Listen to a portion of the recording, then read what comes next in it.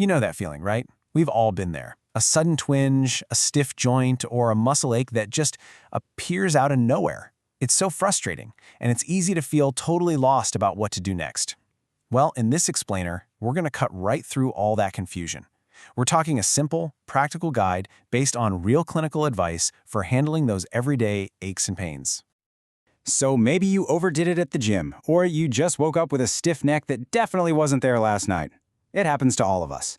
And the first question that pops into your head is always, okay, what now? Do you just ignore it? Do you need to rush to a doctor? That is exactly what we're going to clear up today. All right, so where do we even start? Well, before we can even think about treating the pain, we really need to understand it. So let's kick things off by defining exactly what kind of pain we're focusing on in this guide. Okay, so the official term sounds a little fancy, mild acute musculoskeletal pain, or MSK pain for short. But the only words you really need to focus on are acute and mild. Acute just means it's recent. The guidelines say it should clear up in under 3 months. It's the kind of pain you get from a specific thing, like a strain or a sprain. Yeah, it definitely hurts. But the good news is, it's the kind of thing that's expected to heal on its own. But, and this is a big but, before you even think about managing this at home, you absolutely have to run through a crucial safety check. There are some symptoms that are total red flags, and they're basically your body's way of screaming that you need professional medical help right away. I want you to just pause for a second and look at this list very carefully. If any of these sound familiar, we're talking major swelling, a headache that comes with vision changes, or that weird pins and needles feeling, it is time to see a doctor.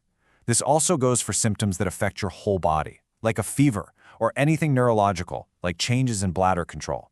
And here's a simple rule of thumb. If the pain is moderate to severe, don't try to be a hero. Just get it checked out. Okay, so you've cleared all the red flags. Phew! Now it's time to play detective. By taking a closer look at your symptoms, we can figure out the character of your pain, and that is the absolute key to managing it the right way. So the big question we're trying to answer here is this. Is the pain coming from a pretty straightforward physical injury, or is there a chance it's being caused by some kind of underlying inflammatory condition? Because honestly, their management plans are completely different. And this is where it gets really interesting. Just look at the difference here. Mechanical pain, which is our focus today, is pretty straightforward. It comes from an injury, it gets worse when you move, and it gets better when you rest. But inflammatory pain, it's like the mirror image.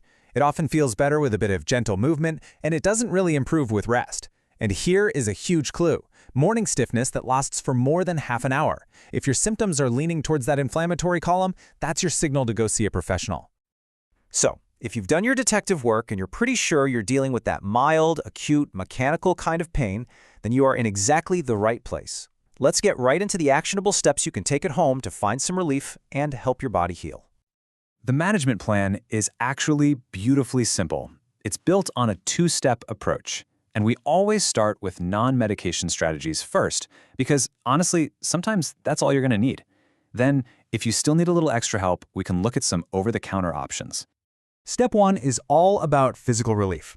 Simple things like hot and cold therapy can work wonders. Usually ice first to bring down any swelling, then heat later on to relax the muscles. Gentle compression can also give some nice support to an injured area. But honestly, the most important thing is finding that right balance. You have to listen to your body. Avoid anything that causes sharp pain, but don't be completely inactive either. That balance, that's the real key to recovery. Now, if those physical therapies aren't quite cutting it, you can move on to step 2. Over-the-counter options like paracetamol or NSAIDs can definitely help manage the pain, but the key is to use them wisely. The golden rule for NSAIDs is crystal clear. Lowest effective dose, shortest possible time. And remember, if a medication isn't helping, or if you're getting side effects, it's time to stop and rethink your plan. So you've got your management plan in place. Great. The final piece of this puzzle is knowing how to monitor your progress and, just as importantly, when it's time to circle back with a healthcare professional. Your road to recovery should be a journey of improvement. If that's not what's happening, if the pain isn't easing up, your symptoms are just sticking around, or, heaven forbid, things are getting worse, that is your cue. Seeking further care isn't a sign of failure, it's actually a sign of smart self-management. And really, that brings us right to the core message of this whole thing. If you remember just one thing from today, let it be this. Listen to your body. Give it the simple care it needs to heal, but have the wisdom to recognize when it's asking for more help. At the end of the day, Health is a partnership with your body. The only question is, are you listening?